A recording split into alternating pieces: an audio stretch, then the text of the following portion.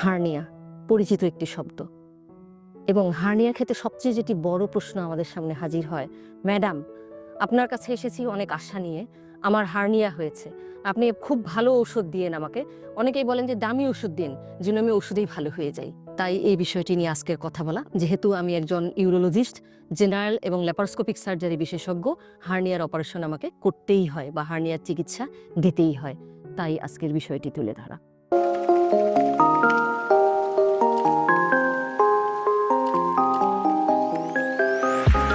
প্রথমত আসি যে আগে আপনাকে বুঝতে হবে হার্নিয়া বিষয়টি কি। হার্নিয়া হলো এক ধরনের গ্যাপ।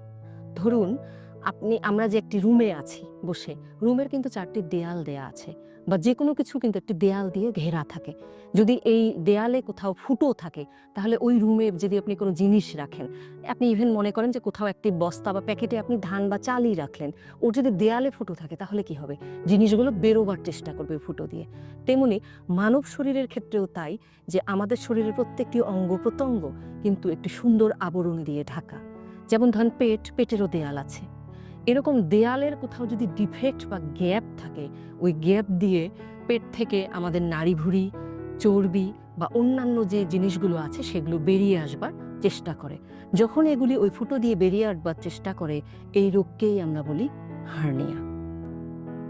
তাহলে প্রশ্ন হলো যে ম্যাডাম এই ফুটো কোথায় কোথায় থাকে বা কেন হয়, কিভাবে হয়? গ্যাপগুলো কমন, যেগুলো দুর্বল জায়গা থাকে শরীরের কিছু, সেই জায়গাগুলোতেই সাধারণত গ্যাপ তৈরি হয় এবং ওই গ্যাপ দিয়েই হার্নিয়া হয়। পেটের ক্ষেত্রে আসি, নাভি একটি কিন্তু কমন দুর্বল জায়গা। এই নাভি দিয়ে সাধারণত দুর্বল হয়ে গেলে কন্টেন্ট বা নাড়িভুঁড়ি বেরিয়ে আসবার চেষ্টা করে, যাকে আমরা বলি আম্বিলিকাল হার্নিয়া। মহিলাদের ক্ষেত্রে বেশি হয়, বাচ্চাদেরও অনেক সময় নাভি ফুলে ওঠে। মহিলাদের ক্ষেত্রে বেশি হবার কারণ হলো, যখন বাচ্চা পেটে আসে, এরপরে পেটটা তো বড় হয়ে যায়, চাপ পড়ে, চাপে কিন্তু নাভিটা আরো দুর্বল হয়ে যায়। এর কারণে অনেকেই বলেন যে বাচ্চা হওয়া থেকে আমার নাভি বা নাভির চারপাশে ফুলে ওঠে, শুইলে হয়তো ভিতরে চলে যায় এরকম।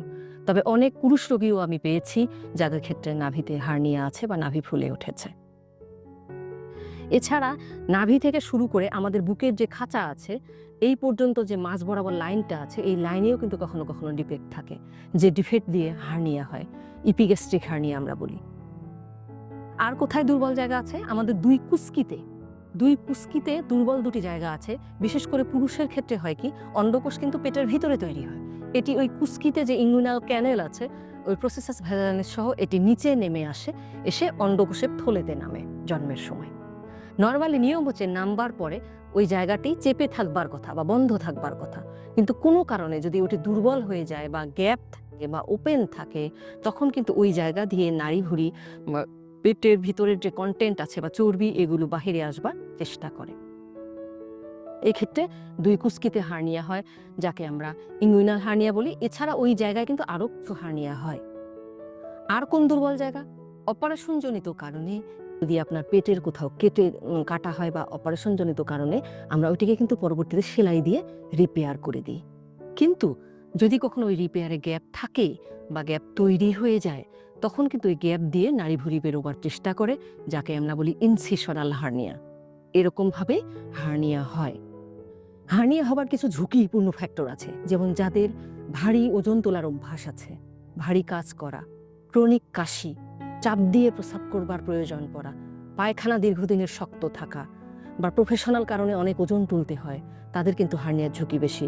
আর অপারেশনজনিত কারণে ওই জায়গা দুর্বল হলে তো হাঁচি কাশির ঝুঁকি হয়, এবং হাঁচি কাশি যদি কারো হাঁচি কাশি থাকে, তাহলে কিন্তু ওই অপারেশনের সাইটে দুর্বলতা তৈরি হয় এবং পরবর্তীতে হার্নিয়া হয়।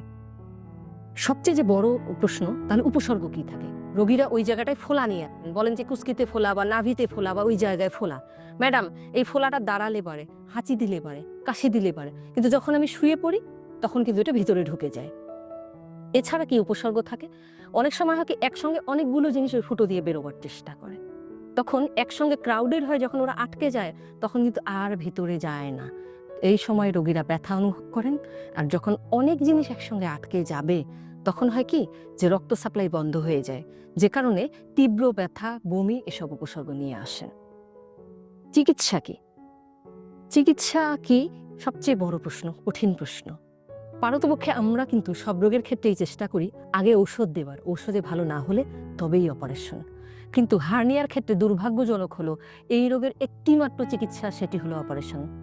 এখানে কোনো ঔষধ প্রযোজ্য নয়, কারণ যে গ্যাপ আছে এটিকে যদি আপনি সেলাই করে বন্ধ করে না দিই আমরা, তাহলে এটি আর ভালো হবে না।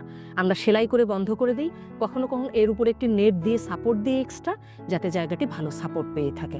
সেক্ষেত্রেও কিন্তু আপনার অপারেশনের মাধ্যমে এটাকে রিপেয়ার করে দেয়া হয়। অন্য কোনো চিকিৎসা পদ্ধতি এক্ষেত্রে প্রযোজ্য না। অনেকেই প্রশ্ন করেন, থাকলো এই গ্যাপ, আমি অপারেশন করাবো না, তাহলে কি হবে? যতদিন পর্যন্ত কোনো কিছু আটকে না যাবে ওখানে, যতদিন পর্যন্ত এটি যাওয়া আসা করবে, হয়তো তেমন কোনো অসুবিধা করে না। কিন্তু যখন অনেকগুলো কন্টেন্ট বা পেটের ভিতরে নাড়িভুড়ি একসঙ্গে বাহিরে বেরিয়ে আসবে, এসে আটকে যাবে, আর ভেতরে ঢুকবে না, রক্ত সাপ্লাই যদি বন্ধ হয়ে যায়, তীব্র ব্যথা বমি শুরু হবে, সেক্ষেত্রে অত্যন্ত এমার্জেন্সি ভিত্তিতে কয়েক ঘন্টার ভিতরে যদি আপনি অপারেশন না করেন, তাহলে যে জিনিসটি আটকে গিয়েছে সেটি কিন্তু পচে যাবে বা পচন ধরে যাবে। তাই আপনার যদি ফিটনেস ভালো থাকে, হার্নিয়ার সমস্যা দেখা দিলে সময় মতো অপারেশন করে নিন, এই রোগ থেকে মুক্ত হন। ধন্যবাদ সকলকে।